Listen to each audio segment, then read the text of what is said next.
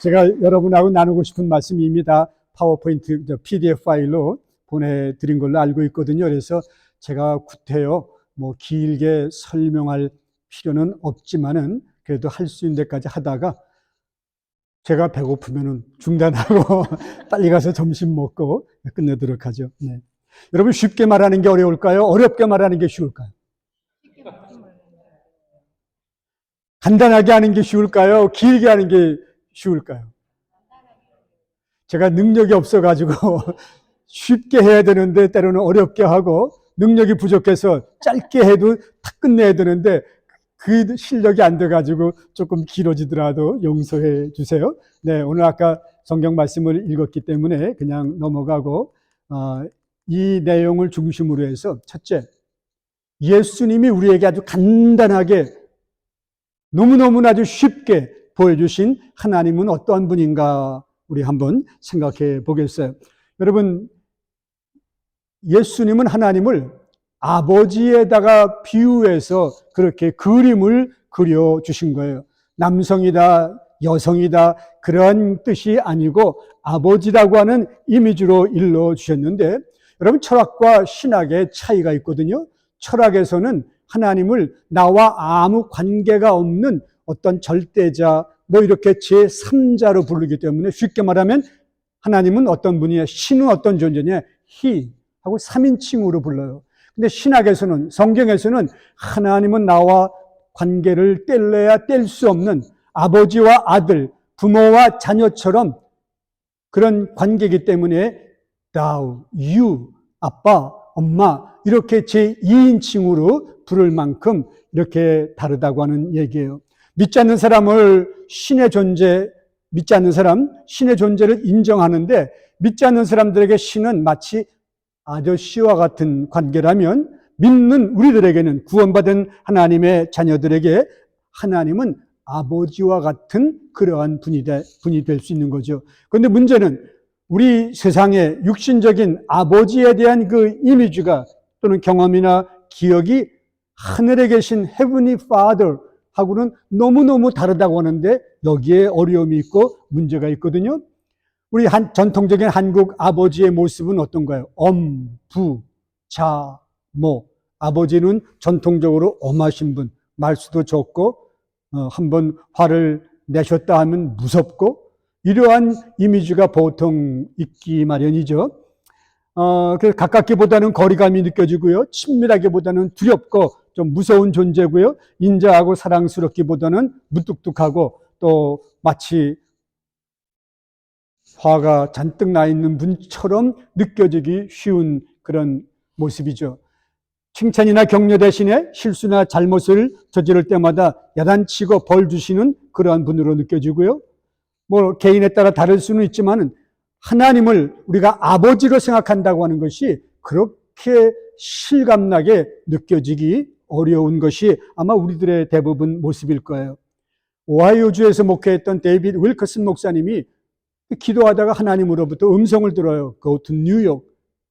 내가 뉴욕에 아는 사람 하나도 없는데 자꾸만 뉴욕 쪽으로 가라고 그러시니까 맨 처음에 거부하고 못 들은 척하다가 드디어 순종하고 뉴욕에 가서 10대 갱단들을 대상으로 엄청난 그 사역을 하시고 나중에는 타임스퀘어 교회를 세우시게 된 유명한 분인데, 갱단들에게 중국계 또 스페니쉬계 또 흑인계 아주 그 파벌이 복잡했는데, 그 갱들에게 복음을 전하다 보니까 하나님을 아버지라고 얘기해줘도 별로 효과가 없는 거예요.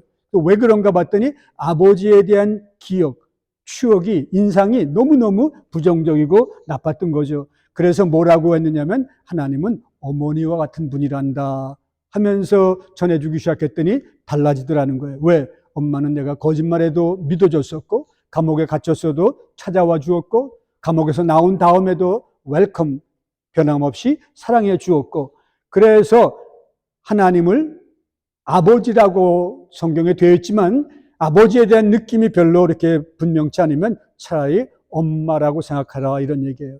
그런데 엄마에도 두 종류가 있거든요. 무슨 어머니, 무슨 어머니? 시어머니하고 네, 친정어머니하고 네, 두 종류가 있어요. 하나님은 시어머니에 가까울까요? 친정어머니에 가까울까요? 친정어머니. 근데 어떤 분들은 제가 이렇게 목회하고 보니까 진짜 친정엄마보다 시어머니가 좋다는 분 아직까지 2분 만나봤어요. 진짜 시어머니보다 친정어머니가 너무너무 좋다고 자랑하는 분, 근데 거짓말이 아니고 얘기 들어보니까 진짜 존경하고 사랑하고 가깝고 그렇더라고요. 자, 그래서 뭐예요? 예. 예, 그냥 혼자 다 읽어보셔도 좋고, 그래서 결론은 뭐냐? 하나님은 아버지와 같은 분인데 남자다 여자다 그런 뜻이 아니라 다 같이 한번 따라해 보세요. 하나님은 참 좋으신, 너무 짧아요. 참 좋으신 나의 아버지. 아버지가 별로 덤덤하면 나의 어머니. 어머니 중에서도 친정엄마 라고 생각하는 것이 올바른 그런 얘기죠. 자, 예수님도 기도하실 때 하나님을 뭐라고 부르셨나요? 다 같이 아바 아버지라고 부르셨고, 그리고 기도에 대해서 가르쳐 달라고 제자들이 부탁했을 때도 첫 마디가 우리말에는 하늘에 계시니 먼저 나오지만 원래 원문에는 아버지가 먼저 나와요. 아버지 하늘에 계신 이렇게 되어 있거든요. 자, 우리 다 같이 한번 읽어볼까요? 사람에게 보이려고 그들 앞에서 너의 의를 행하지 않도록 주의하라. 그러지 아니하면 하늘에 계신 너의 아버지께. 9절도 다 같이요. 그러므로 너희는 이렇게 기도하라. 하늘에 계신 우리 파테르, 아버지여, father, 이름이 거룩히 여김을 받으시오며. 여러분, 예언자 이사야도 하나님을 아버지라고 그렇게 우리에게 전해줬거든요. 자, 다 같이 읽어보죠. 주께서는 우리의 아버지이십니다. 아브라함은 우리를 모르고 이스라엘은 우리를 인정하지 않는다 하여도 오직 주 하나님은 우리의 아버지십니다. 됐어요. 하나님을 아버지로 소개해 주면서 그 다음 64장 8절. 그러나 주님은 우리의 아버지이십니다. 우리는 진흙이요 주님은 우리를 빚으신 분이십니다. 우리 모두가 주님이 손수 지으신 피조물입니다. 라고 구약에도 신약에도 하나님은 아버지 같은 분이라고 반복해서 우리에게 일러주고 있죠. 자, 그래서 결론은 하나님은 누구처럼? 아버지처럼 참 좋으신 분이다. 그래서 우리가 부를 수 있는 찬송에 다 같이 한번 불러볼까요? God is so good. God is so good. God is so good. He's so good to me. 이런 찬송을 우리가 즐겨 부르게 되는 거죠. 네. 자, 그러면 하나님과 우리 사이의 관계는 어떻게 되었을까? 예수님이 어떻게 쉽고 분명하게 일러 주었을까? 마치 아버지와 아들, 엄마와 딸 사이의 관계처럼 하나님과 우리 사이의 타락 이전의 관계, 타락한 이후에는 하나님 우리를 예수님 통해서 구원해서 어떤 관계로 회복시키시기 원하느냐? 부모와 자녀 사이의 그런 관계로 회복시키시기 원하신다. 이런 얘기예요. 이것이 창세기 1장과 2장에 나오는 그 모습이죠. 자, 부모와 자녀가 서로 사랑하면서 한 집에 살듯이 하나님도 자녀된 우리들과 친밀하게 사랑을 나누면서 한 집 에덴 동산에서 화목하게 친밀하게 지내기를 원하셨던 거예요. 근데 그 계획이 깨어지고 말았죠. 왜? 아담의 불순종과 아담의 교만과 아버지 없이 하나님 없이 독립해서 살고 싶어 했던 그 죄성 때문에 없어지게 된 거죠. 네. 자, 그냥 넘어갈게요.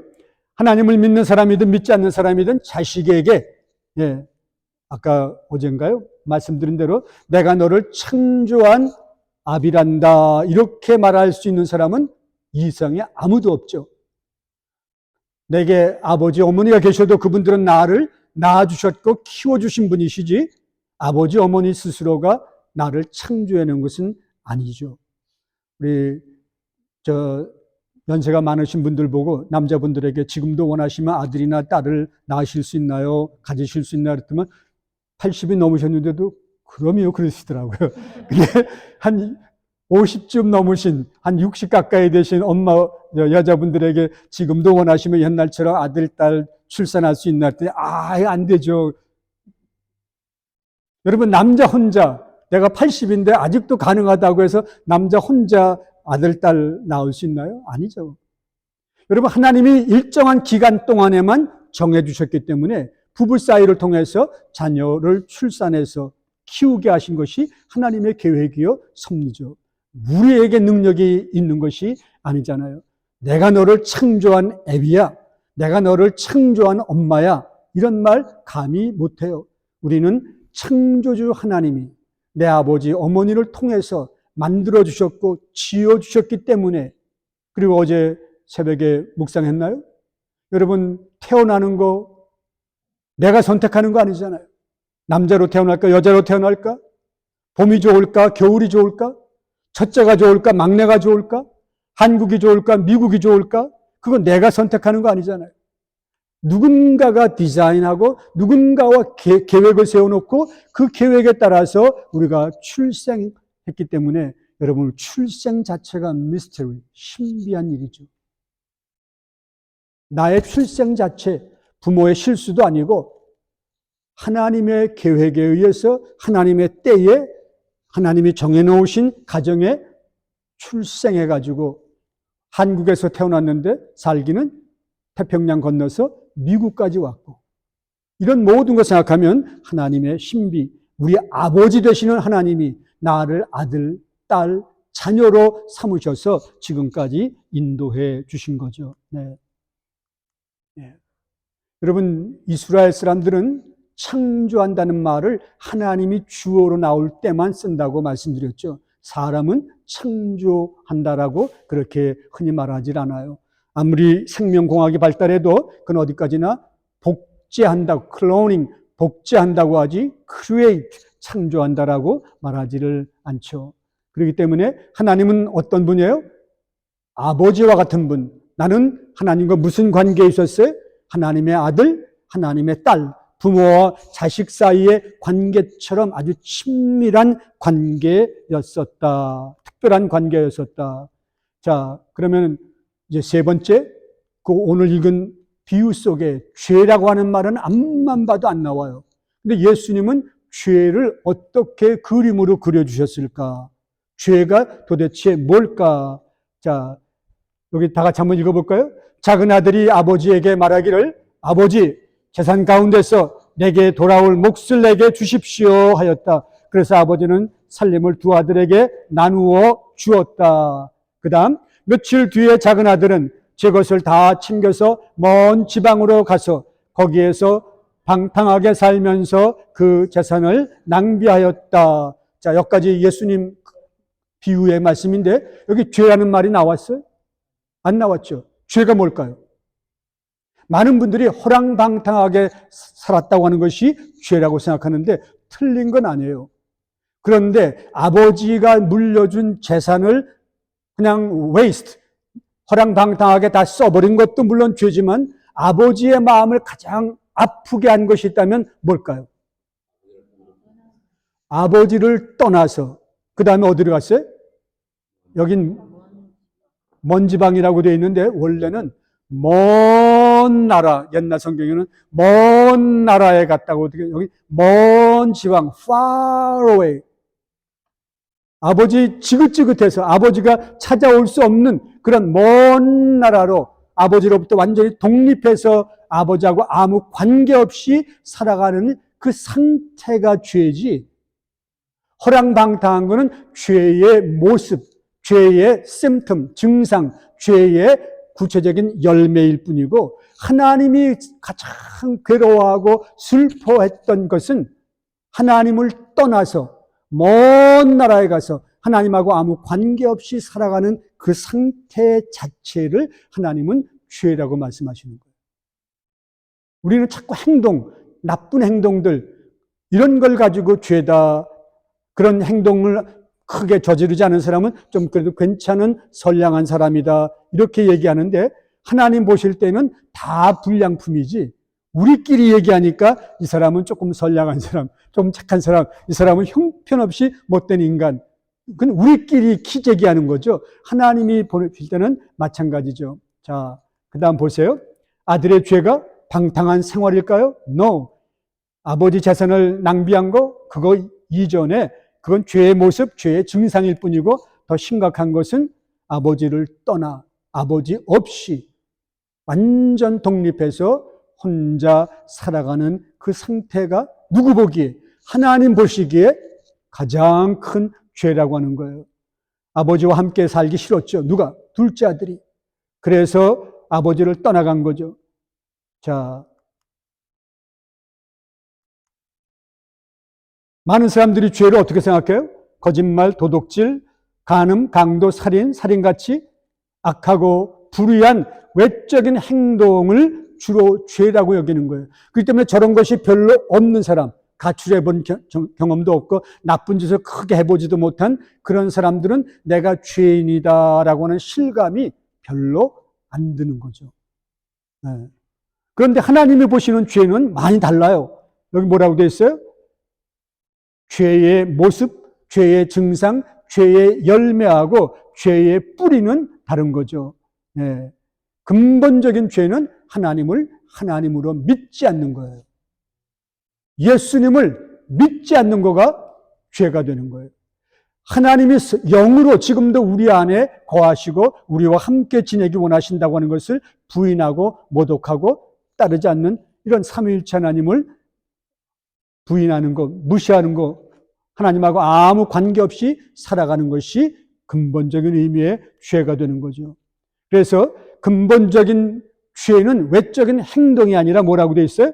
하나님과의 관계, relationship 또는 하나님 앞에서의 상태가 잘못되었을 때, 즉 하나님과의 깨어져 버린 관계, 하나님과 완전히 분리된, disconnected 된, separated 된 그런 관계 속에서 살아가는, 그런 상태 속에서 살아가는 것을 죄 가운데 살아간다라고 말할 수 있는 거죠. 네.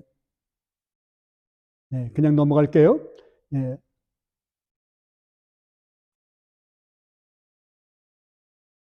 먼 나라, 먼 지방, 먼 도시로 가서 아버지의 관계를 완전히 끊어버린 그 모습이 예수님이 우리에게 일러주고 싶었던 죄가 되는 거예요.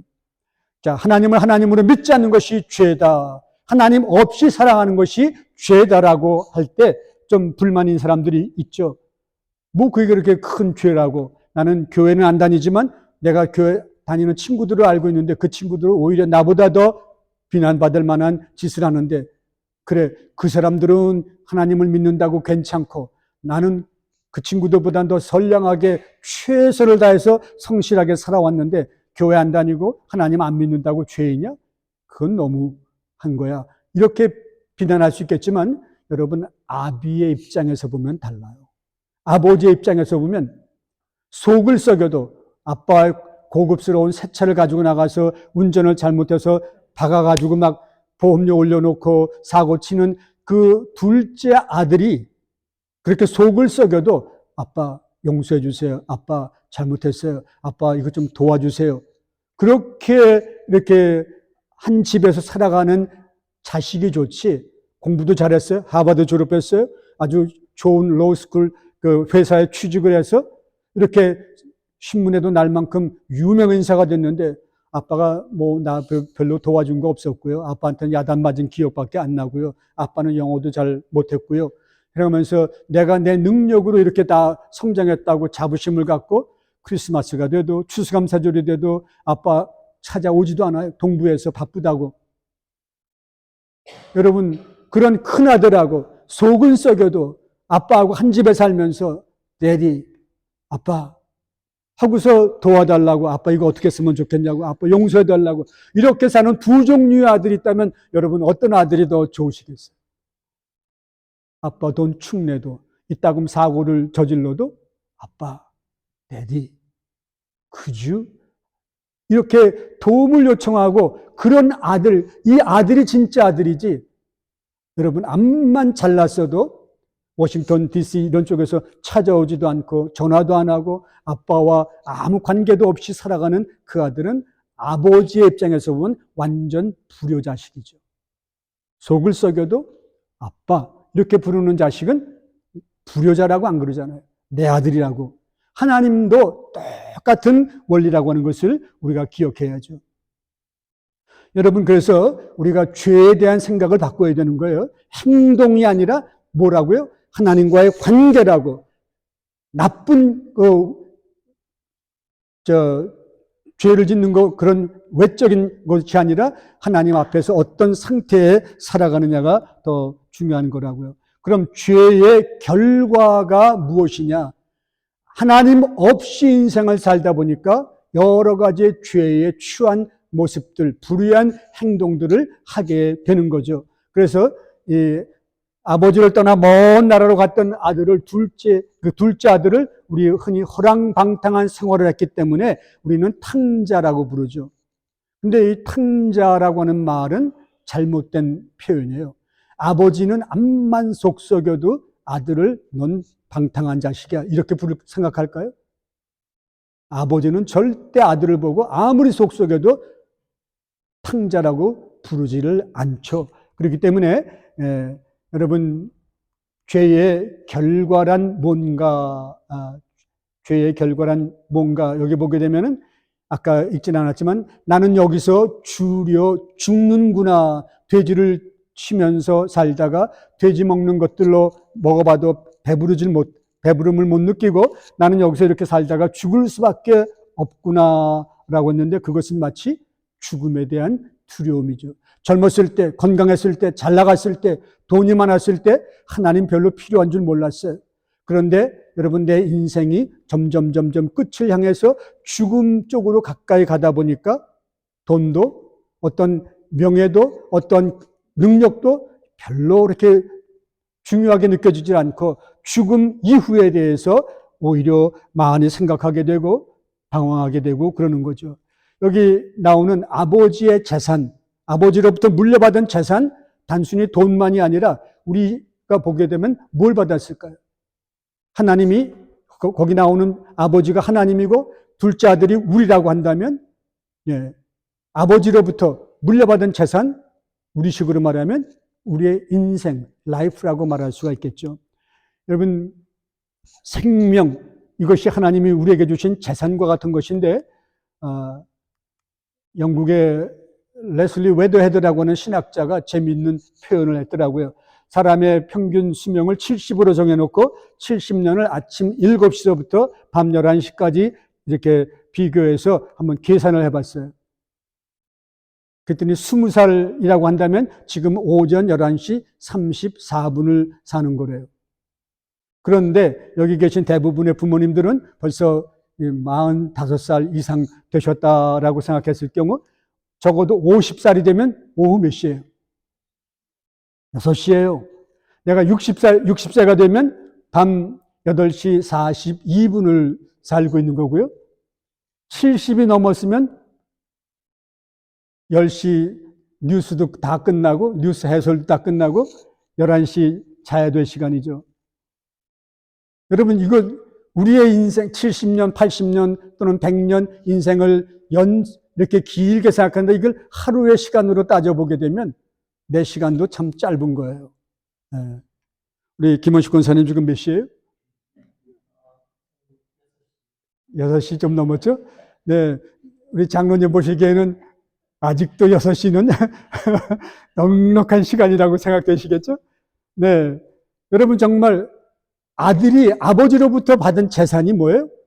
라이프라고 하는, 우리에게 주어진 인생이라고 하는 한평생의 시간인데 이걸 허랑방탕하게 다 써버리고 이제 남은 시간이 얼마 안 됐어요. 남은 시간이 얼마 안 되고 나는 초조해지고 나는 정말 두려워지고 불안해지고. 자, 그 다음 여기서 둘째 아들은 다 같이요. 나는 여기서 굶어 죽는구나 하고 탄식을 하는데 이것이 바로 죄의 마지막 결과죠.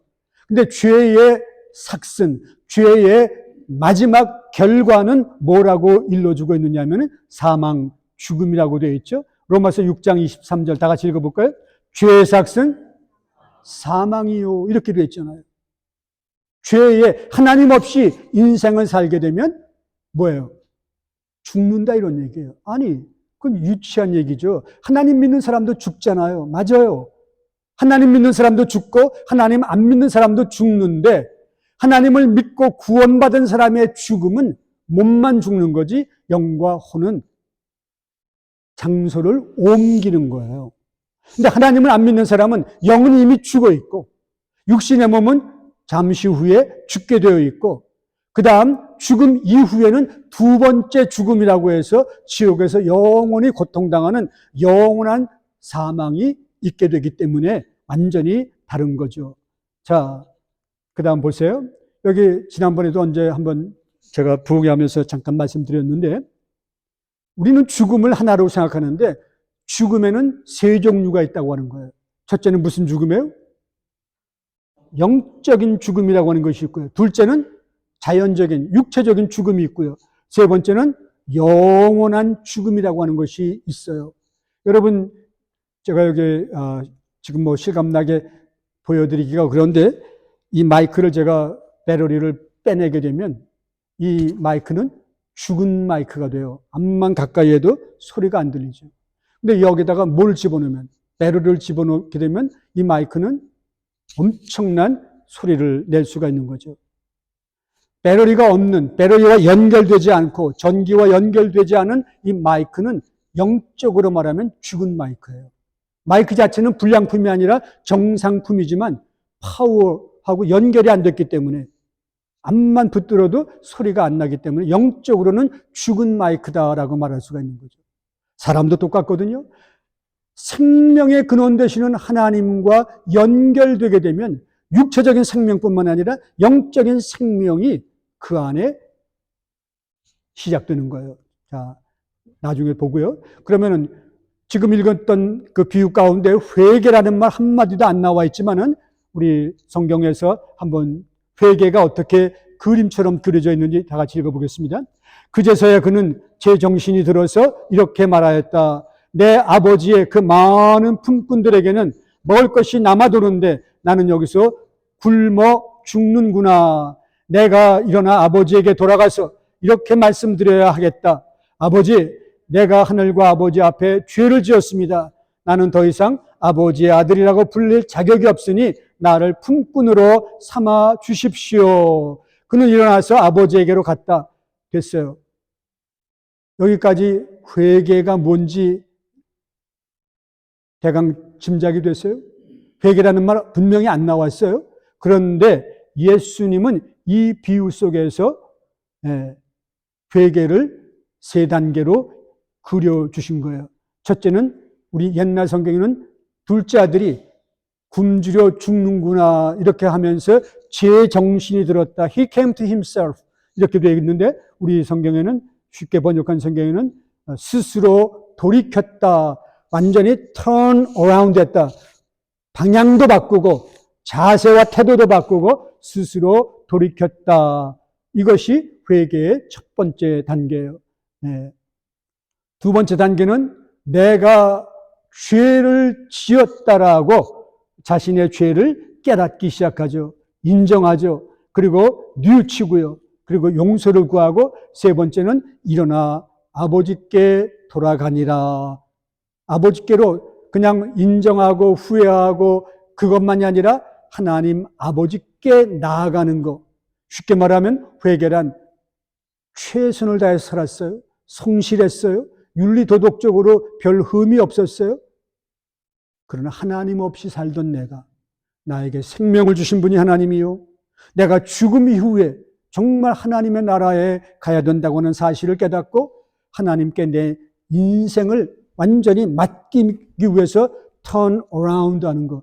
이것 자체가 회개라고 하는 그런 뜻이 되겠죠.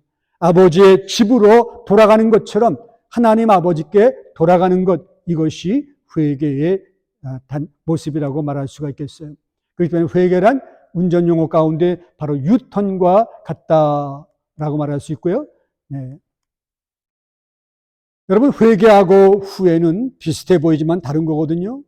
후회는 안타까워하고 자기의 허물과 잘못을 인정하는 것으로 끝나지만 아버지께 돌아가는 건 아니에요. 근데 회개란 그냥 후회하고 슬퍼하는 정도가 아니라 그렇기 때문에 이제는 그동안 내가 무관심했고 믿지 않았던 하나님께로 나아가는, 찾아가는 이 구체적인 모습이 따르게 되는 거죠. 자, 그러면 아버지는 돌아오는 아들을 어떻게 대하셨는지 한번 잘 보시기 바랍니다. 누가복음 15장 다 같이 읽어볼까요? 그는 일어나서 아버지에게로 갔다. 그가 아직도 먼 거리에 있는데 그의 아버지가 그를 보고 치근히 여겨서 달려가 그의 목을 껴안고 입을 맞추었다. 많이 상상해 보세요. 아까 저 애니메이션 그리신다고 그랬잖아요. 애니메이션 그림으로 이거를 한번 잘 표현해 주시면은 아마 디지털 가지고는 따라올 수 없는 목회자의 설교보다도 몇 배 더 큰 영향력이 있는 작품이 나올 수가 있을 거예요. 자, 보세요. 아버지에게로 갔다. 여기까지가 회개예요. 그 다음부터는 하나님 아버지께서 돌아오는 아들을, 돌아오는 딸을, 돌아오는 그 인간을 어떻게 맞이해 주시는지 잘 보세요. 아직도 거리는 굉장히 멀어요. 자, 그 다음 누가 먼저 봤어요? 아버지가 먼저 봤어요. 거리는 굉장히 먼데 아들이 먼저 봤어요. 이거 굉장히 중요한 거예요. 누가 먼저 봤을까? 누가 먼저 달려갔어요? 근데 누가 먼저 달려가야 마땅해요? 근데 실제 달려간 것은 아들이에요? 아버지예요? 먼저 알아본 것도 아들이 아버지를 먼저 알아봤다고 돼 있어요? 아버지가 먼저 아들을 알아봤다고 돼 있어요? 누가 먼저 허그하고 누가 먼저 입을 맞춰 키스했다고 돼 있나요? 아버지 하고서 아들이 아버지를 얼싸안았나요?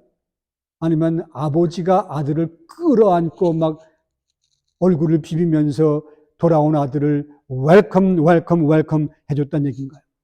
이거 굉장히 이니셔티브가 누구에게 있느냐가 엄청나게 중요한 거예요. 아들이 아버지를 먼저 발견하고 아들이 먼저 아버지에게 달려가고 아들이 먼저 아버지의 품에 안기는 게 불교식의 구원이에요. 내가 선은 적선, 선을 많이 쌓아서 그러면서 한 걸음 한 걸음 한 걸음 어느 그 경지로 이렇게 가다가 도중에 끝나는 게 불교식의 구원이에요. 그런데 기독교 성경에서 말하는 구원은 달라요. 누가 먼저? 아버지가 먼저 뛰어나오세요. 아버지가 먼저 끌어안고 아버지가 먼저 얼굴을 비비면서 묻지 않고 받아주고 용서해주고 사랑해주는 이것이 바로 그렇기 때문에 free gift, 구원이라고 하는 것이 하나님의 은혜로 받는 free gift라고 하는 말이 나오는 거죠. 예, 그냥 넘어갈게요. 자, 그러면 아버지는 언제부터 이 아들을 기다렸을까요? 예. 많은 사람들이 아들이 돌아오고 있는 모습을 발견한 그 순간일 거라고 생각하는데 그는 틀린 건 아니에요. 그런데 진짜 아버지는 아들이 집을 떠난 그때부터 아들을 용서해 주고 용서해 놓고 돌아오기만을 기다리고 기다리고 또 기다렸던 거죠. 이게 엄청나게 중요한 거예요. 우리가 아직 죄인 되었을 때부터 우리가 아직 하나님도 알지 못하고 하나님 없이 살아가던 그때부터 하나님은 나를 알고 계셨고 내가 돌아오기를 기다리고 계셨고 자, 그 다음 보세요. 그래서 하나님은 아버지인데 어떤 아버지라고 말하셨냐면 The waiting father. 집을 떠나간 아들이 돌아오기만을 계속 기다리는 아버지와 같은 분이시다라고 예수님이 우리에게 일러주시는 거죠. 그래서 우리 다 같이 한번 불러볼까요? 어서 돌아오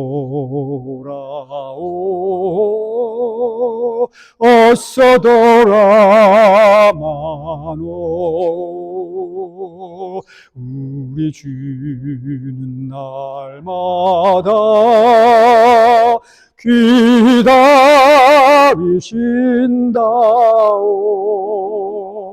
밤마담은 열어놓고 마음 졸이시며 나간 자식 돌아오기만 밤새 기다리신다오.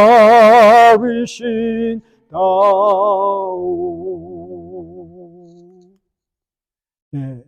여러분, 인간적으로 생각하면 여기 적어드린 대로 아들이 먼저 아버지에게 달려가야죠. 그게 마땅하죠.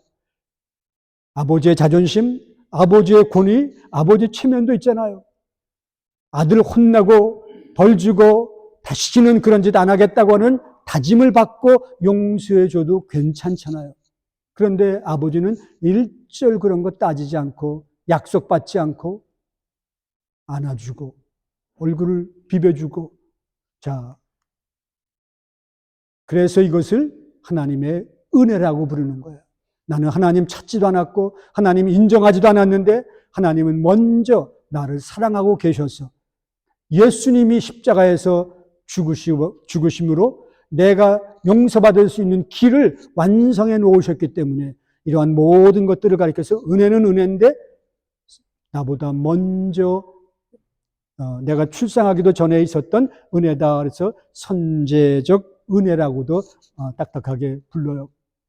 자, 아버지가 아들을 이렇게 아무 조건 없이 용서해 주게 된 동기가 뭘까요? 여기 우리말 성경에는 측은히 여겨, 불쌍히 여겨 이렇게 되어 있고 영어 성경에는 compassion. 근데 compassion이라고 하는 이 말, 이거는 함께, with 이런 뜻이고 passion 이거는 고통 이런 뜻이거든요. 그러니까 측은히 여긴다고 하는 말은 아들의 고통 이것을 함께 느끼는 것을 측은히 여긴다. 이렇게 영어로 이제 풀어볼 수 있는 거죠. 자, 그래서 여러분 아버지와 아들의 관계가 회복되게 된 것은 그 아버지가 자식을 불쌍히 측은히 여기는 그 사랑 때문에 그거 은혜 때문에 결국은 용서받게 된 것이고 아버지와 아들 사이의 관계가 회복이 된 것이죠. 자, 아버지와 불의했던 관계가 의로운 관계로 회복이 됐어요. 불편했던 관계가 이제는 너무너무나 편한 사랑의 관계로 회복이 됐고요. 자, 아버지가 뭐 때문에? 측은히 여겼기 때문에 하나님도 우리를 불쌍히 측은히 여기셔서 그래서 우리를 용서해 주시는 거고요. 자, 7번째, 아버지는 돌아온 아들에게 무엇을 용서의 표로 주었나? 우리 다 같이 한번 읽어보겠습니다. 그러나 아버지는 종들에게 명령하였다. 그 다음 어서, 그냥 우리말 성경에는 제일이 없어요. 근데 좋은 옷을 꺼내서 그 다음 그에게 입히고 손에 반지를 끼우고 발에 신을 신겨라. 그리고 살찐 송아지를 끌어내어다가 잡아라. 우리가 먹고 즐기자. 이렇게 성경에 기록되어 있거든요. 나의 이 아들은 죽었다가 살아났고 내가 잃었다가 되찾았다. 그래서 그들은 잔치를 벌였다 하면서 앞부분이 끝나요. 뒷부분 큰아들은 또 다른 얘기고요. 자, 회개하고 돌아온 둘째 아들을 용서해주는 아버지의 사랑은 이 비유 속에서 어떻게 구체적으로 표현됐을까요? 첫째, 제일 좋은 옷 이렇게 되어 있는데 여기 좋은 옷이라고 하는 것은 제일 비싸다 이런 뜻이 아니고 성경에는 프로토스 이렇게 되어 있어요. 집을 나가기 전에 입었던 옷이라는 뜻이 포함되어 있거든요. 그게 원래 뜻이에요. 왜 영어에서도 프로토타입 이런 말 쓰잖아요. 그러니까 집 나가기 전서부터 입었던 옷, 그 옷을 입혀줘라. 그 속에는 나는 원래 아버지였고 얘는 내 아들이었는데 나를 싫어해서 나 없이 살아보겠다고 먼 나라에 감으로 말미암아 관계가 끊어졌었어. 아버지와 아들 사이의 관계가 완전히 broken, 깨어지고 말았었어. 근데 이 아들은 회개하고 나에게 돌아왔고 나는 이 아들을 측은히 여겨서 받아주었기 때문에 아버지와 아들의 관계가 다시 회복되었으니 너는 집을 나가기 전에 입었던 그 옷, 그 신분, 그 위치, 그 자격을 그대로 누릴 수 있단다라고 해서 이전에 입었던 그 옷을 입혀주라고 하는 뜻이 있다. 그래서 모든 것을 다 덮어주고 다 용서해주는 그러한 것이 구체적으로 들어가 있고요. 네. 그 다음 두 번째는 뭘 껴주라고요? 가락지를 끼워주라고요. 여러분 옛날에 배너 영화 보게 되면은 옛날 노예들은 손에 뭐를 끼고 있었어요? 주인의 소유물이라고 하는 재산이라고 하는 의미에서 반지 같은 것들이 있어서 그걸 빼주고 이제는 자유인으로 살아가라고 그러는데도 안 나가죠. 여러분 여자분들이 이렇게 결혼 선물 청혼 받을 때 뭘 주로 받아요? 반지를 지금도 주고받죠. 여기서도 반지는 뭐예요? 나는 너의 아버지, 너는 나의 모든 사랑을 물려받을 수 있는, 누릴 수 있는 아들이라고 하는 의미에서 반지를 끼워주고 부모와 자녀 사이의 관계가 회복되는 공식적인 증거물로 반지를 끼워주죠. 네. 세 번째는 뭘 신겨주라 합니다. 신발. 우리는 지금 다 이렇게 신발을 신고 있지만 예수님 당시 노예들은 뭐가 없었나요? 신발이 없었거든요. 그렇기 때문에 신발을 신겨주란 얘기는 너는 나의 종이 아니라 노예가 아니라 나의 사랑받는 아들이라고 하는 의미로 신발을 신겨주라고 이렇게 되어 있는 거죠. 자, 근데 여기까지만 많은 사람들 생각하지 살찐 송아지를 잡아서 그 다음 아버지가 뭐라고 그래요? 먹고 즐기자. 여기에는 굉장히 좀 익숙지 못한 것이 대부분이죠. 여러분, celebrate, 잔치를 베푼다고 하는 것, 우리가 구원받고 난 다음에는 아까도 잠깐 말씀드렸지만 하나님은 항상 섬겨드려야 되고 하나님은 항상 우리가 떠받들어야만 되는 그런 왕같이 옛날에 상감마마와 같이 그런 분이 아니라 하나님은 우리 집에 항상 자주 만날 수 있는 아빠, 데디, 이와 같이 너무너무나 좋으신 분이고 친밀한 분이기 때문에 우리의 신앙생활은 구원받아서 하나님의 자녀가 됐기 때문에 매일매일 기쁘고 즐거워야 된다고 하는 것을 우리에게 직접적으로 일러주신 거죠. 네. 자,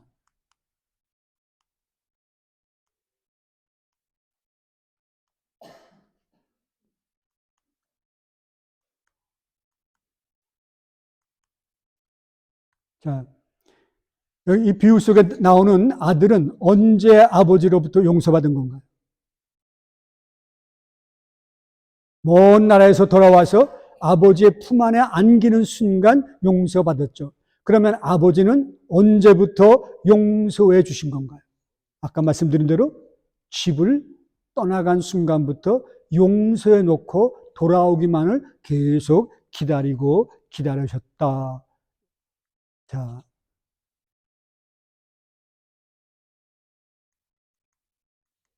이거, 예. 그래서 이 말씀이 너무너무나 중요한 거예요. 다 같이 한번 읽어볼까요? 로마서 5장 8절.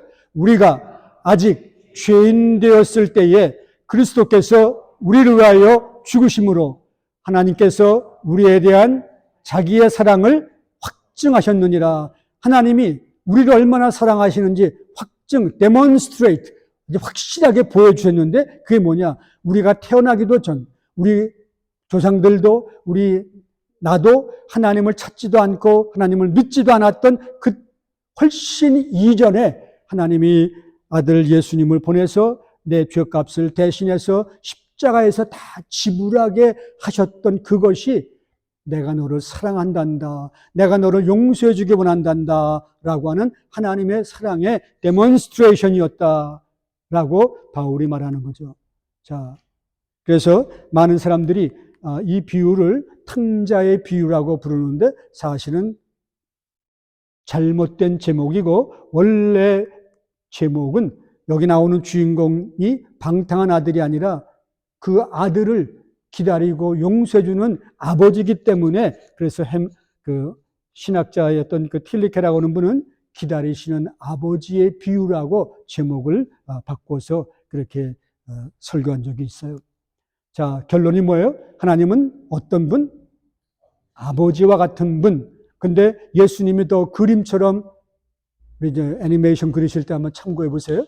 예수님이 더 자세하게 그려주신 것은 집을 나간 자식이 돌아오기를 밤새, 그것도 하루가 아니라 매일매일 기다리시는 아버지, 거지같이 초라하고 실패한 모습으로 돌아오는 아들을 먼저 보고 먼저 달려가 끌어안는 아버지, 그리고 입을 맞추는 아버지, 아무 조건 없이 용서해주며 집안으로 데려가서 잔치를 베푸는 그 아버지, 집을 나가기 전과 똑같이 변함없는 사랑으로 대해주시는 아버지, 노예나 종이 아니라 사랑받을 자격이 있는 아들이라고 당당하게 선언하시는 아버지, 함께 먹고 즐기자고 잔치를 베풀어 주시는 아버지, 이처럼 참 좋으신 아버지가 여러분과 제가 믿고 예배드리고 의지하는 그런 Heavenly Father, 하늘에 계신 아버지다, 이런 얘기예요.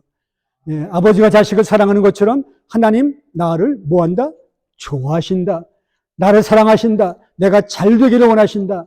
이처럼 하나님이 나를 사랑하시기 때문에 나도 그 하나님의 사랑에 뒤늦게 깨닫고 고맙고 감사해서 모여서 예배 드리면서도 하나님 앞에 정말 이렇게 가까이 개인적으로 집에서 직장에서 교제하는 것은 너무너무 당연한 거죠. 예. 그래서 여러분 정말 필요한 말이 뭐예요?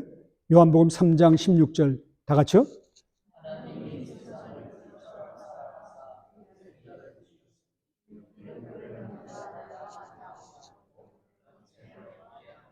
저도 어렸을 때부터 저 말씀 무지 많이 외웠는데 별로 그렇게 감격스럽지 않더라고요. 근데 뒤늦게 하나씩 하나씩 깨닫고 보니까 오늘은 앞부분만 한 거예요. 하나님이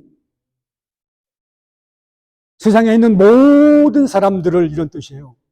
세상에 있는 모든 사람들을 너무너무나, 이처럼 우리말에는 별로 재미가 없잖아요. 근데 영어 성경 보게 되면 뭐라고 하죠? God so 너무너무나 loved, 사랑하셔서. 근데 요거 하나만 믿어도 너무너무 감사한 거죠. 그 뒷부분은 다음 시간에 할 거예요. 독생자, 멸망, 그 다음에 영생. 그거는 이제 다음 주에 할 건데, 하나님은 어떤 분? 아버지와 같은 분. 하나님은 참 좋으신 나의 아버지.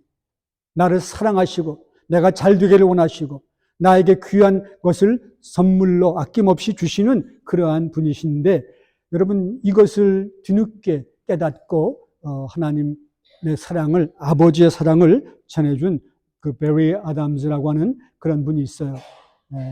그분의 적인데요. 이거 말고 그 동영상으로 나와 있는 거, 거기 아마 이제 이게 안 나오네요. 아까 일부 예배 때 잠깐 보여주셨던 그 동영상, 저도 미국에 와서 처음 볼 때 눈물 많이 흘렸고, 그 이후에 자주 봤는데 볼 때마다 마음이 뭉클뭉클하고, 그 하나님의 사랑이 정말 이렇게 귀한 것이구나 라고 하는 게 깨달아졌는데, 거기 지금 없죠? 있으면 그걸 좀 틀어주세요.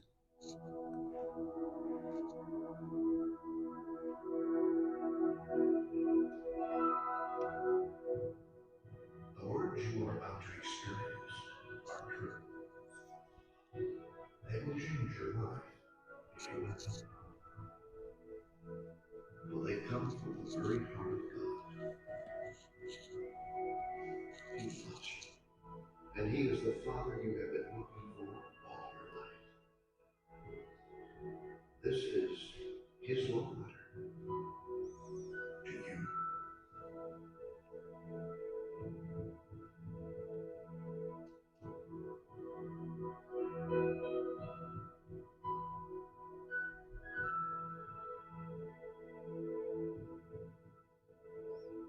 My child, you may not know me,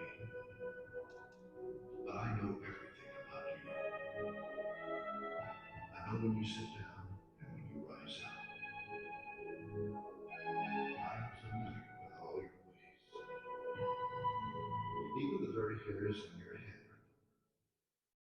For you were made in my image. Indeed, you live and move and have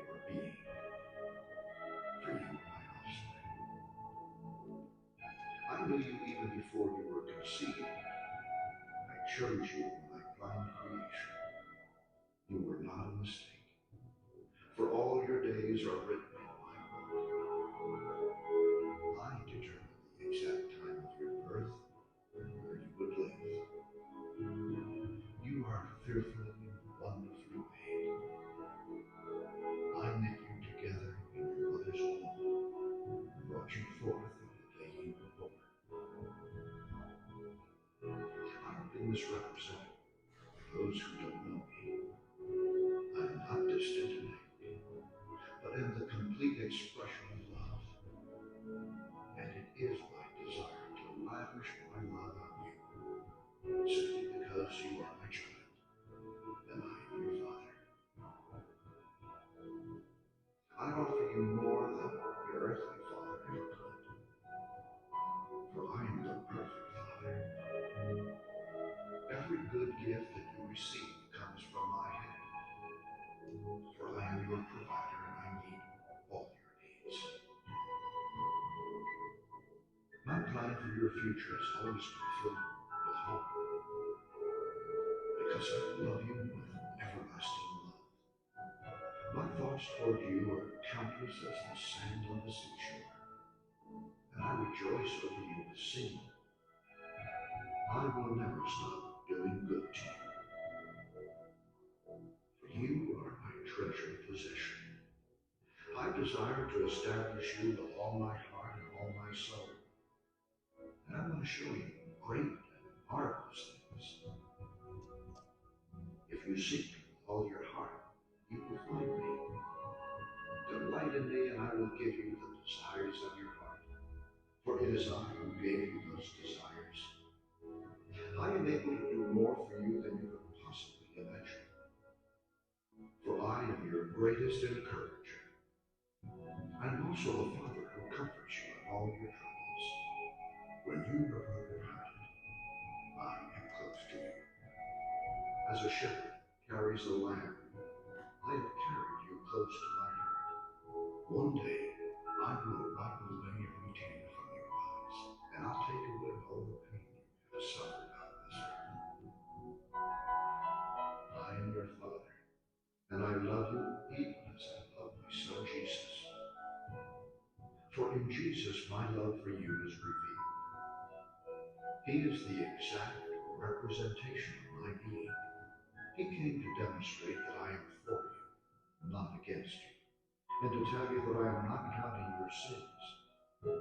Jesus died so that you and I could be reconciled. His death was the ultimate expression of my love for you.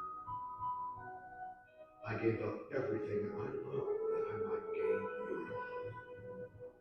If you receive the gift of my Son Jesus, you receive me, and nothing will ever separate you from my love again. Come home and I'll throw the biggest party heaven has ever seen. I've always been Father, and will always be Father. My question is, will you be my child? I am waiting for you. Love, your dad, Almighty God.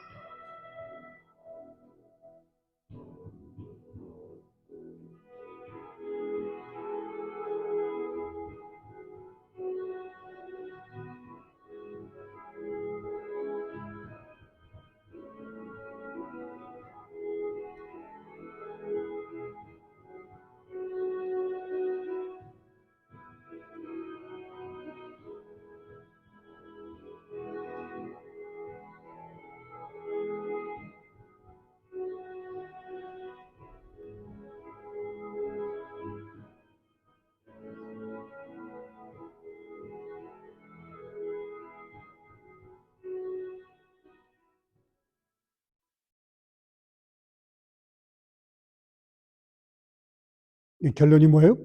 하나님이 오늘 여러분과 저에게 다시 한번 이 동영상을 통해서 하시는 말씀은 Will you be my child? 천지를 창조하신 그 하나님이 나의 아버지가 되고 싶다는 거예요. Will you be my child? I'm waiting for you. 나는 내가 돌아오기만을 기다려왔단다. 근데 우리가 이런 것을 깨닫고 여러분 정말 예수님 안에서 하나님 아버지를 이제는 정말 기뻐하고 아버지와 매일매일 가정에서나 직장에서나 이 이민 생활하면서나 이렇게 지내며 살아간다고 하는 건 얼마나 축복된 건가요? 반면에 이런 하늘의 아버지를 전혀 알지도 못하고 인정하지도 않고 힘들게 살아가고 죽으면 끝이라고 생각하지만 죽음 이후에는 더 엄청난 세계가 기다리고 있는데 그걸 모르는 사람들을 우리가 외면할 수 없잖아요. 그래서 우리는 계속 이런 기쁜 소식을 나누어야죠. 전해야죠. 그리고 기도해야죠. 그래서 오늘 결론은 하나님은 참 좋으신 나의 아버지. 기도하겠습니다.